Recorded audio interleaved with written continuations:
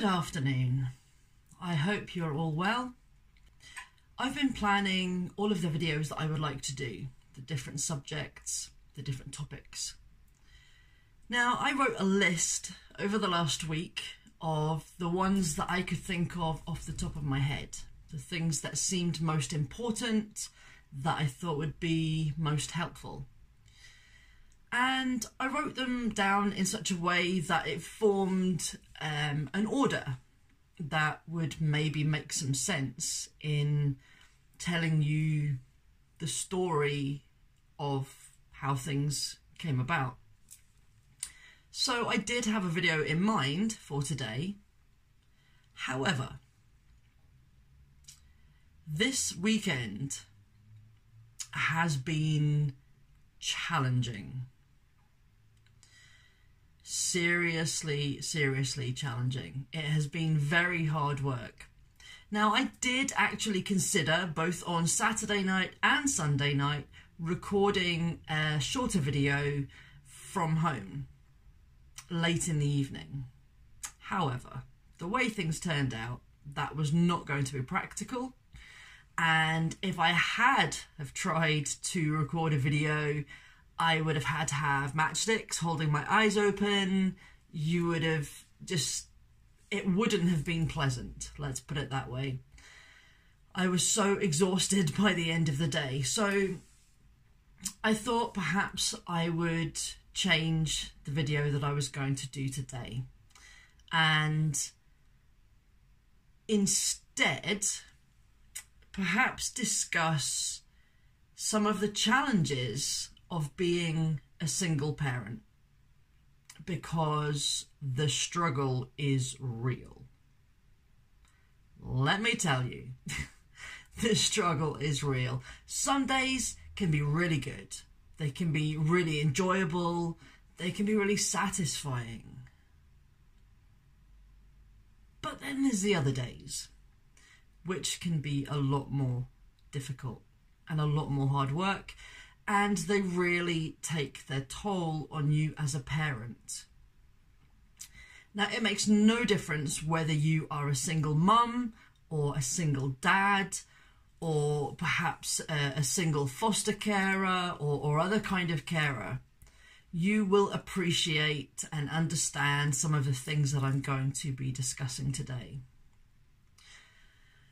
Now, a little bit of backstory. I have 4 children. I have 3 boys and 1 girl. My 3 boys are 14, 10, and 3.5. And my daughter is 7. However, 3 of those, the 3 older ones, are all about to have their birthdays over the next few months. So I will then have a 15-year-old, an 11-year-old, an 8-year-old, and eventually a 4-year-old. But his birthday is later on in the year. Now, my 2 older boys have additional needs. My eldest does have a diagnosis of ADHD. However, I think there are other things going on, and the assessments and appointments and things are ongoing. Now, life can be hard enough with one child that has additional needs. If you have 2 of them, it can be even harder, as well as having other children too. So this weekend,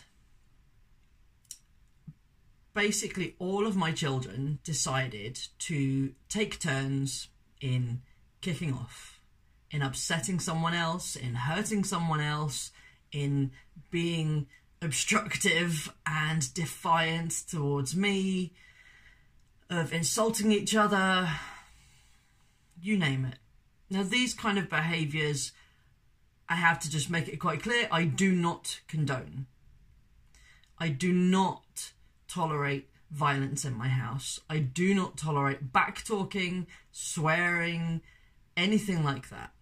And I do my level best to create a home that is full of love and positivity. However, the children are children, and they don't always get it. From a discipline point of view, because I don't just let them get away with it. People may ask, well, if they're swearing or name-calling or getting into a fight with each other, then that must be down to your parenting. Maybe some people believe that. However, I have undergone intensive support to try and turn things around for my family. It's not a case of letting them get away with it, because I don't. We have behavioural charts in the house. There are very clear behavioural expectations. If those expectations are met, then there are rewards and incentives. If they're not met, then there are consequences. However, when you have a child that has ADHD and potentially other things going on, their brain struggles to process things in the same way as a child without ADHD would. So you have to be really consistent.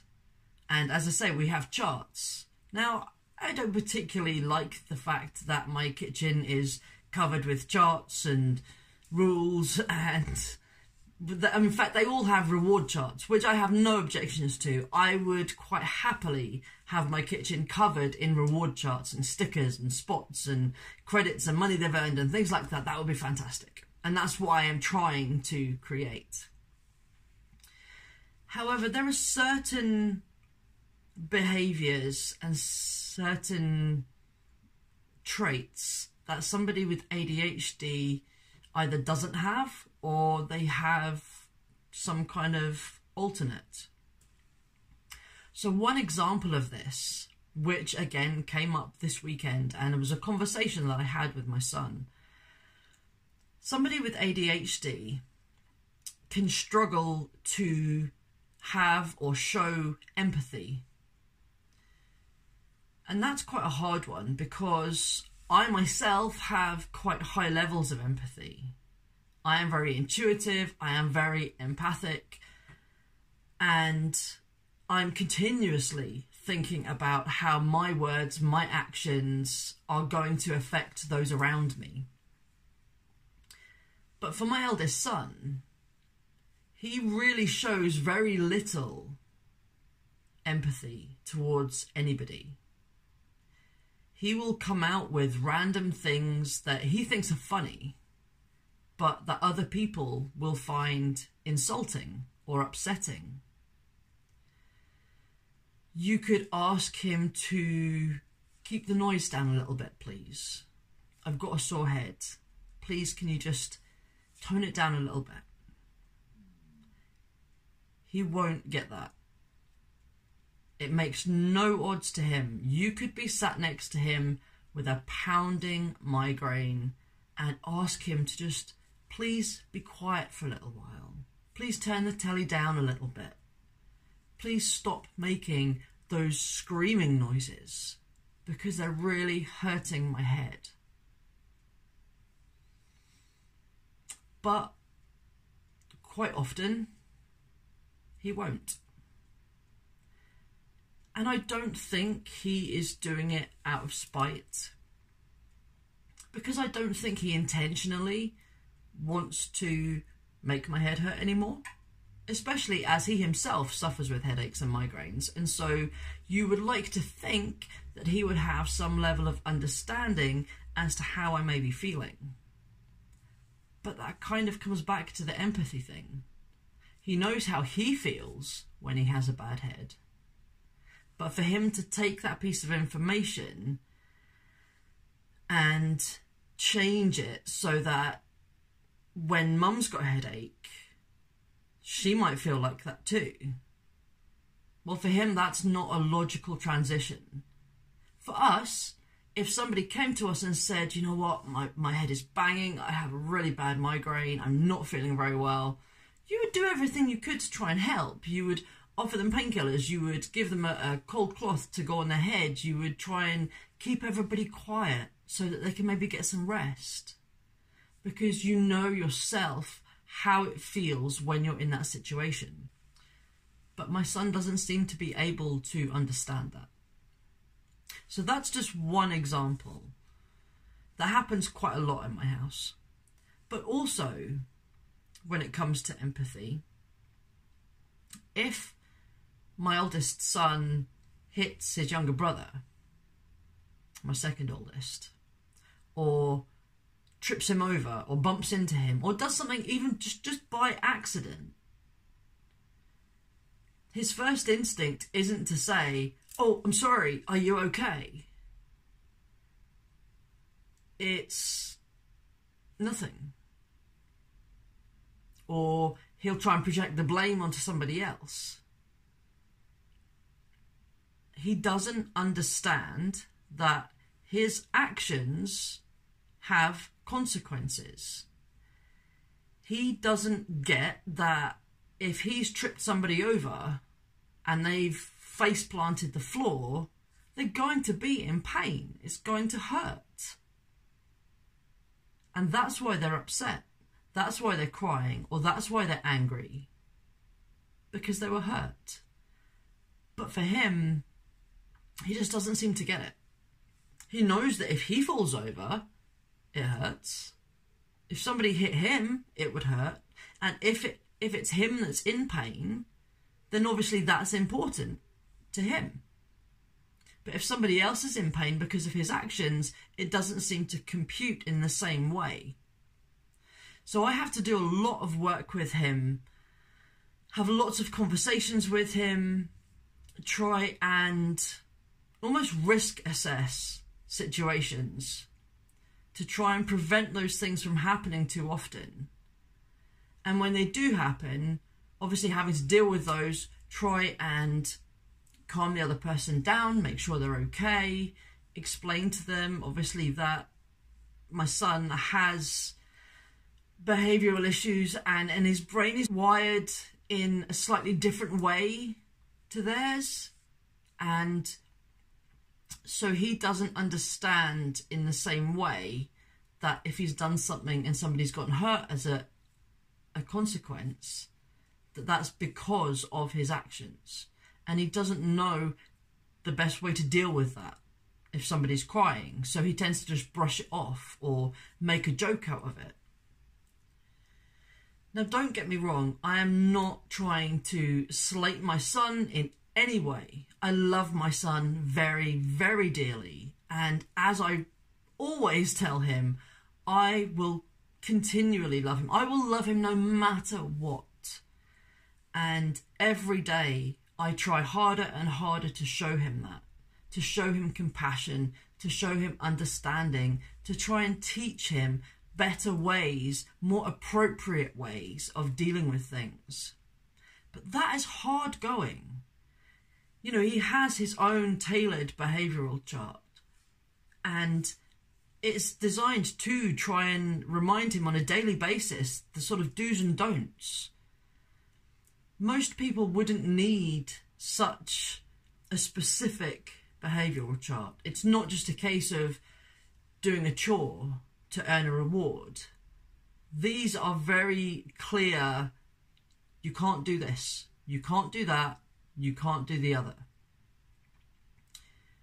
Now, when these charts were designed, they took quite a while to put together. And I had help to do it. It wasn't just me. And from past experience and past learning on my part, in the past I had always tried to create like house rules charts and behavioural charts that were written in a positive way. So rather than saying no shouting, it would say we use quiet voices in the house. Rather than saying we don't leave dirty washing laying around everywhere, it would be we take our washing down to the laundry area. You get the idea. Because it was supposed to instill a more positive thing. Because as soon as somebody tells you don't do this, don't do that, don't do the other, not only do you think, yeah, right, where do you get off telling me what to do and what not to do? And the more somebody tells you not to do something, the more likely you are just to do it just out of spite. But if you can try and encourage those positive behaviours, then it's supposed to make things better and a bit easier. So that's what I'd done for a long time. And some of the time it worked. However, again, because of the way my eldest son's brain is wired, that doesn't really work for him. Not to the same extent. His charts and rules have to be very black and white, because that is how he sees things. That is how he thinks. The rules of don't do this, don't do that, they are clearer to him. Telling him what he's not allowed to do is the only way that we can really get through to him. Because he has very black and white thinking. He has very literal thinking. Trying to use metaphors with my son is incredibly difficult. He doesn't get them. He thinks very literally. He takes everything very literally. So you can't really embellish a story too much or an explanation too much, because it will go completely over his head. He will take it very literally, and he will do or think exactly the thing that you've said, not what you actually wanted him to think or do. But I kind of digress. We have these things in place. I love my kids so much. But there are days, like this weekend, that are incredibly trying.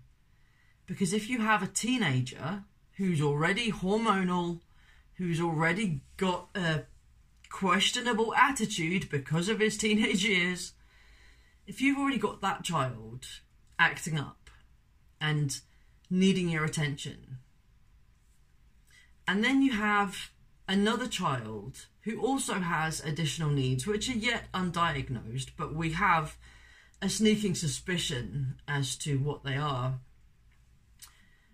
Somebody who's very sensitive, who gets upset very easily, but who can also fly off into an angry rage almost and threaten to leave home, to run away, or to go around swiping everything off of a counter. Every single counter he walks past, every single surface that has anything on, just whoosh, whoosh, throwing shoes, throwing whatever he happens to come across, because he's upset and he struggles with emotional regulation. So if those two boys are both upset, if they are both angry, if they are both acting in a less than desirable way, and they're both throwing things around, or punching holes in doors, or threatening to run out of different doors in the house, obviously you're only one person, and you have to make a split-second decision as to which one of those boys you're going to try and calm down. Which one is the one that's most likely to do the most damage, or to hurt themselves, or to hurt someone else. You have to be able to rapidly assess the situation and hope that you have picked the right one.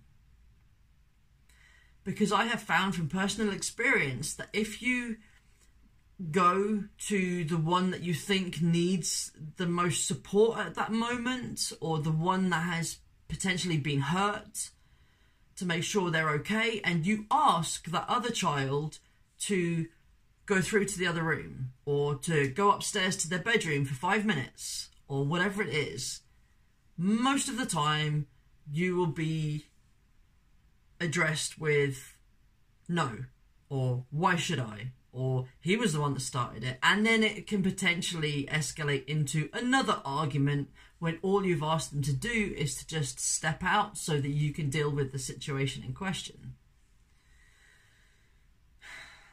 Now, bear in mind, when all of this is going on and you're trying to stop these two boys from fighting or from arguing, you're trying to calm one of them down because they're threatening to run away, you're trying to deal with the other one who's going around smashing holes in the doors of your house.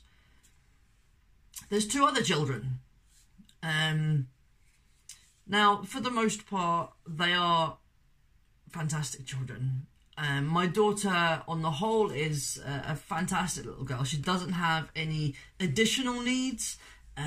She's very good at school. She's generally very well behaved, although I have noticed recently that there are certain behaviours that she's starting to push the boundaries with, so I really need to get on top of that and nip that in the bud before it escalates.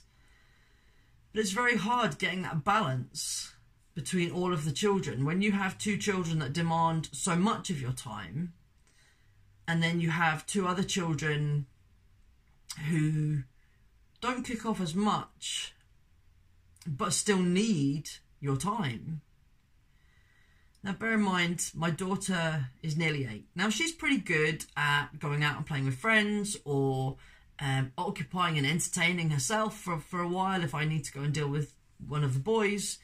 But I do still try and spend some quality time with her as well, because I think it's really important. So even if it's just things like brushing her hair and plaiting her hair when she's out of the shower in the evening, or painting her toenails, or doing something girly, because obviously she is my only girl, so it's nice to be able to do that when I have time. And obviously my youngest son is 3.5, so he's at that age where he's into everything. He's running about, he's wanting to be inside, he's wanting to be outside, he's wanting to climb on everything, he's wanting to get into all the cupboards, he's wanting to just be involved in everything that's going on. He wants to be able to play with his older brothers and his sister. And sometimes they're able to tolerate him for small amounts of time. However, he's too young to understand that the older ones need time on their own as well. So he gets very upset if he tries to go up to his brother's bedroom and his brother's playing on the Xbox and he wants to sit and watch or whatever, and his brother will tell him to get out. He doesn't want him in there. He's not willing to entertain him at all, and he'll put him out of the bedroom. So then my youngest is then screaming and crying because he doesn't understand why he's not allowed to be in with his brother. This weekend has basically been my 4 children taking in turns to wind each other up, to wind me up, to get angry, to name call, to do everything that they possibly could. I know that I need to be able to give them as much time as possible. And there are maybe some days where I don't do that. There are days when there just doesn't seem to be enough hours in the day. And I hate myself for that. I hate the fact that I am constantly so tired and so run down that by the time we get to the end of the day, I am so exhausted that I don't have any energy left. I'm literally just counting down the hours until everybody has settled. No, don't get me wrong. This isn't my everyday life. This weekend was, as I say, an extremely challenging weekend.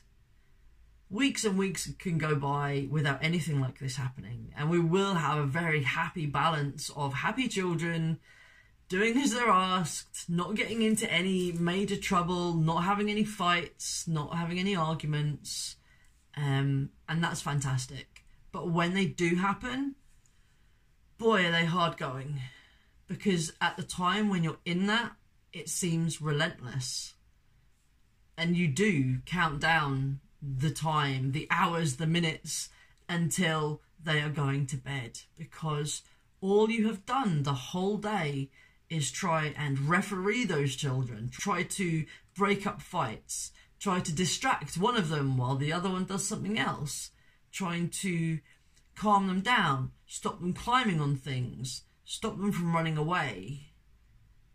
Feeding them. They like eating. They do that a lot. But cleaning up at the back of them, because quite often they seem to think that I'm running a cafe or a hotel rather than a home.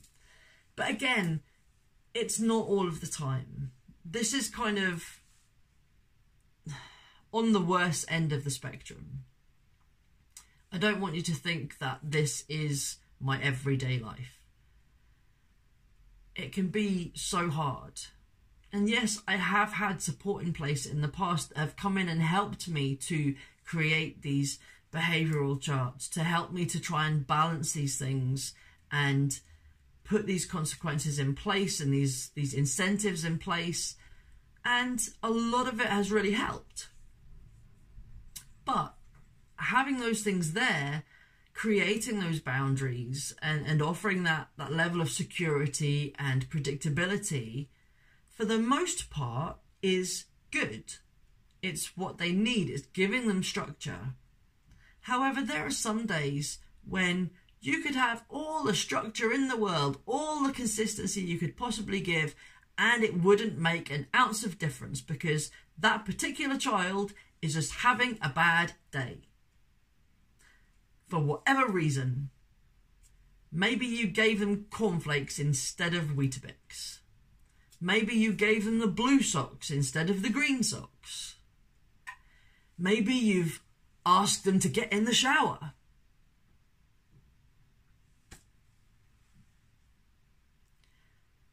When you live with children that have additional needs, even if you don't, even as a single parent, you never really know when the next meltdown or tantrum is going to happen.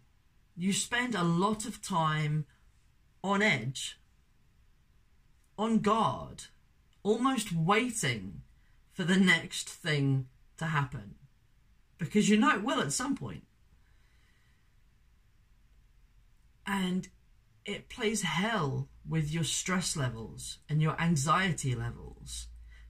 You are constantly tense because you just never know what's going to kick off next. You seem to be going from one child to another to another. You're trying to do some housework to keep the place in order because, you know, they need clean clothes and they need food. You need to be able to keep going.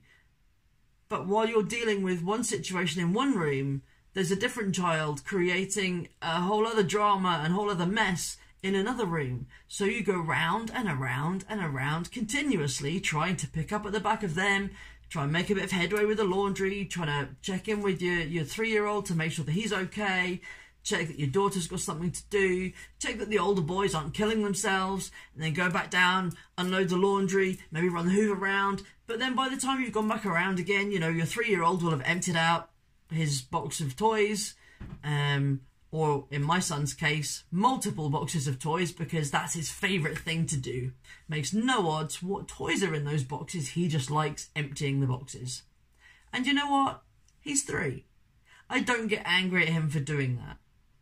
I sometimes wish he wouldn't. I sometimes wish that once I'd picked up all of the toys and put them away because it was almost his bedtime, they would just leave them there. But, you know, sometimes he'll even wake up during the night. And the only time that I'm made aware of this is when I suddenly hear a big crash. Because he's pulled out one of his toy boxes and turned it over and emptied it out all over his bedroom floor. But hey ho.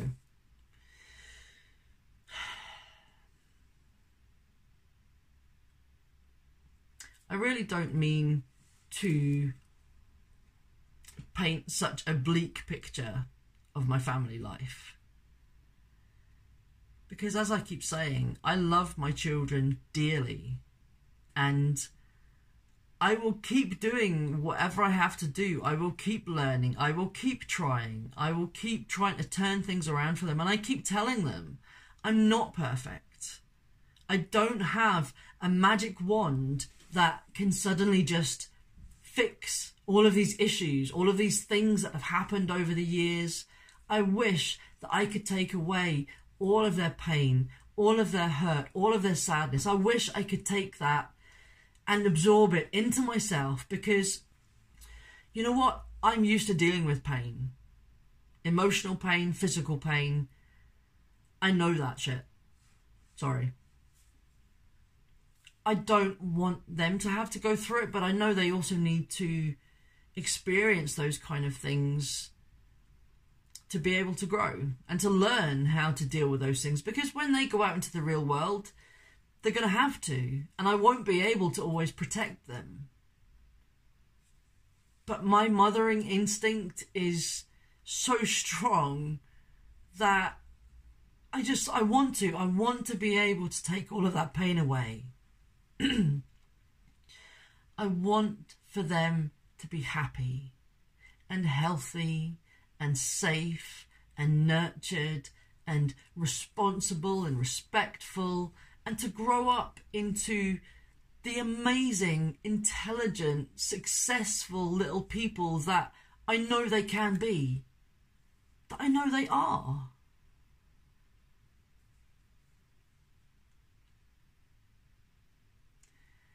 Being a single parent to 4 children isn't easy. It can sometimes, or always, take over your entire life. But that's the decision you make when you have children.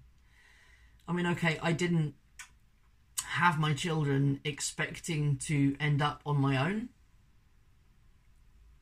but that's what's happened.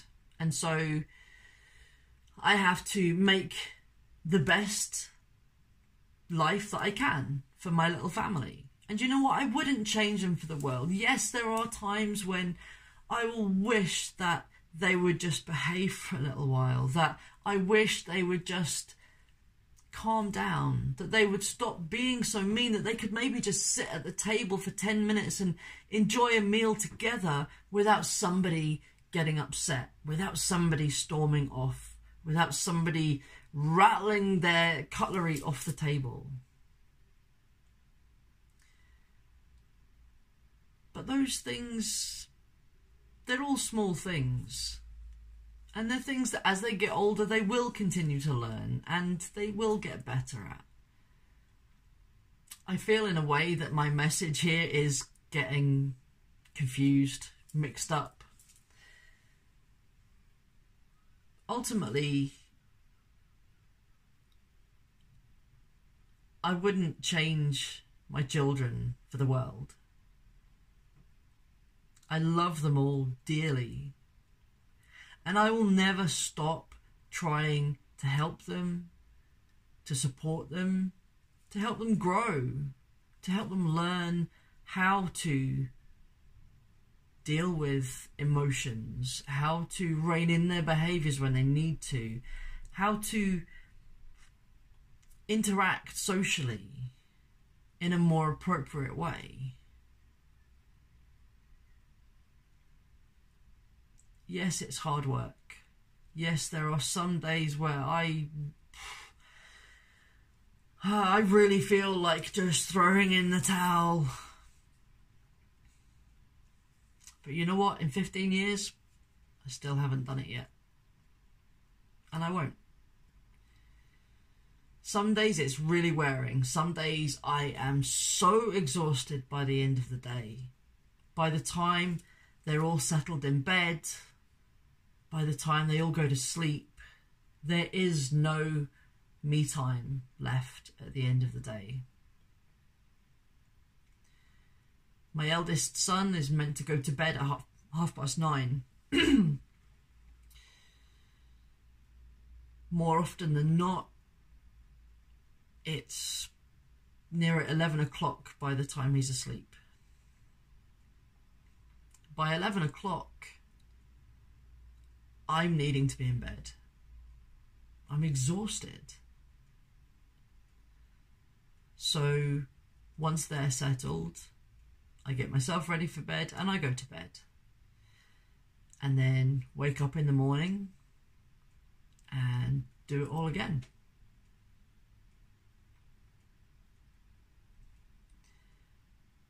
It's very hard to try and balance everything. I'm going to do a video on self-care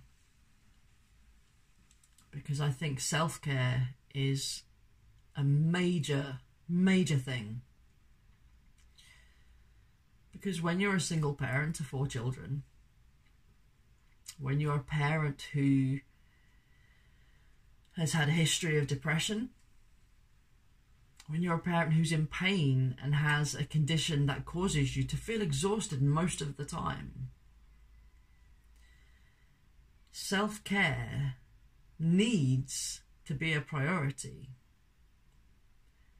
But most of the time, you see it as a luxury. You see it as I'll do that if I get time. You put off looking after yourself because you're too busy looking after everybody else. And that can be really hard going.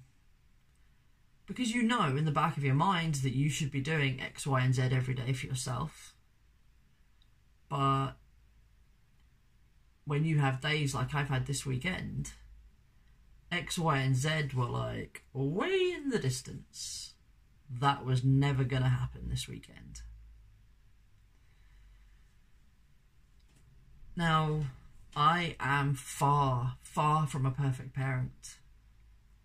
But I will always strive to do my best. And I know that I still have a load of stuff to learn. When you have a baby,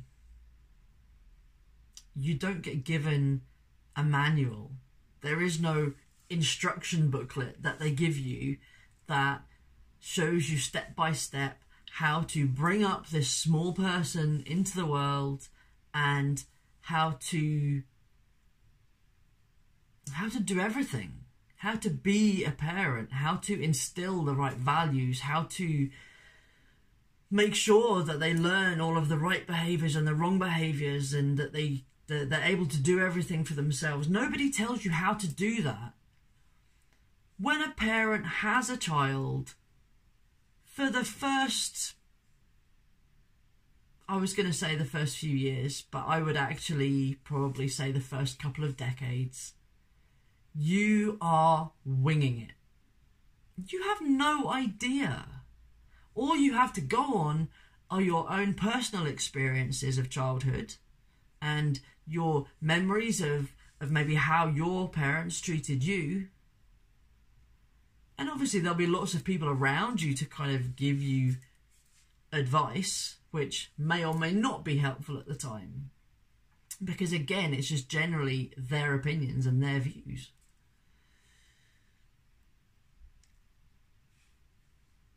Bringing up a child is hard work, and it is all-consuming, but it is also really satisfying. When you get to go to school and listen to the teachers tell you how your daughter is a grade A student, how they have no complaints about her, they have no concerns whatsoever, she's a pleasure to teach, she's a fantastic little girl. When you get to go to her karate gradings, which she's only been doing for a short amount of time, but she's already got her 3rd belt, and the teacher is so impressed and continually congratulates her and picks her up on the good work that she's doing through the class.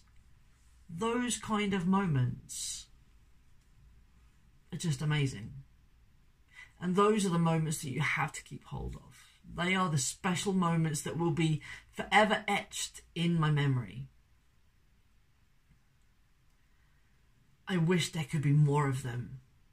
And I will continue to encourage my children to push their limits, to push their own boundaries, their own abilities, to help them develop and go and try new things, to step out of that comfort zone. Because I know that they're all capable of really great things. For my son, my eldest son, it's probably not an academic field that he will end up in. But you know what? That's okay. He probably won't sit his exams next year when everybody else does, because he's missed that much school and he's that far behind. But that's okay, because I will help him, and I will continue to work alongside his school with his very tailored package that he has to try and ensure that he has some kind of career path to follow. We will find a subject, we will find a college course, we will find something that he wants to do and help him develop it into a career so that he has prospects for the future. I will do whatever it takes to try and give all of my children the very best shot of success. This weekend was a difficult one. It wore me out completely. So some of you may think that this video is just me ranting about my badly behaved children. It's not. Some of you may think that it's just a venting session, and I suppose maybe there is some truth in that. But more importantly, I hope that some of you may be able to see a little glimmer of hope, an understanding that you're not the only single parent out there that has days where you think, you know what, I am the worst parent in the world. I obviously, I'm not doing anything right. Things are falling apart around my ears. You are not alone, and it's not your fault. If you need help and support, then reach out to somebody you know, to me if you want to. But don't feel like you are the only parent on the planet that gives their kids Weetabix for their dinner or puts odd socks on them for going out. You're not the only parent that has to wash a load of washing twice, 3 times because it's been in that washing machine for a few days now because you just keep getting distracted and you never get round to putting it in the tumble dryer or hanging it out on the line. I could probably go on and on giving you these daft examples, but they're reassurances. If your child wants to sleep on the floor in their bedroom rather than on their bed, okay. If they want to go and play in the mud in the garden rather than in the sand pit, you know what? On you go. Children are amazing. And as much as they drive you crazy, they are the most precious gifts in the world. So if you have actually gotten through to this point in the video, then thank you for staying with me and listening to me rant.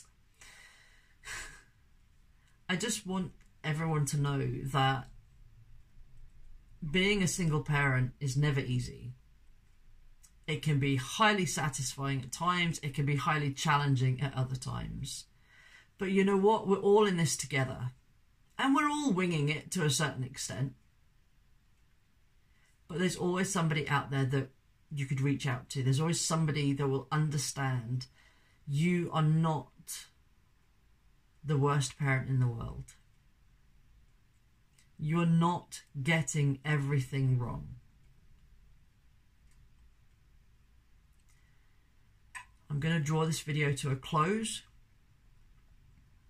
and I'm going to upload it later on this evening, and I will start working on my next video, which hopefully will be one of the ones that I actually scheduled and planned.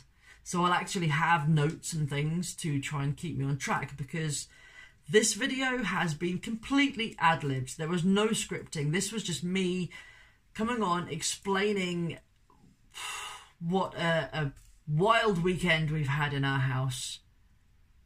But just before I go, all of that aside, when I left to come into work an hour or so ago, my oldest child was out with his friend having fun.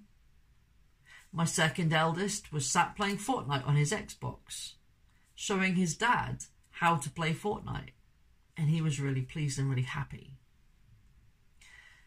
My daughter was sat watching videos, cackling, laughing on her tablet. She was so absorbed in her own little world, laughing and giggling away at the YouTube videos that she was watching. And my 3.5-year-old was happy playing out in the garden with his cars on his slide, with the dog sat there guarding him. They were all happy. They were all perfectly fine. So today, so far, has been a good day. They're all still breathing. They've all eaten. They all have some form of clothes on them. It's all good. Take care, guys. And whatever it is that you're doing today, I hope you are having an absolutely fantastic day. Love you all. Bye.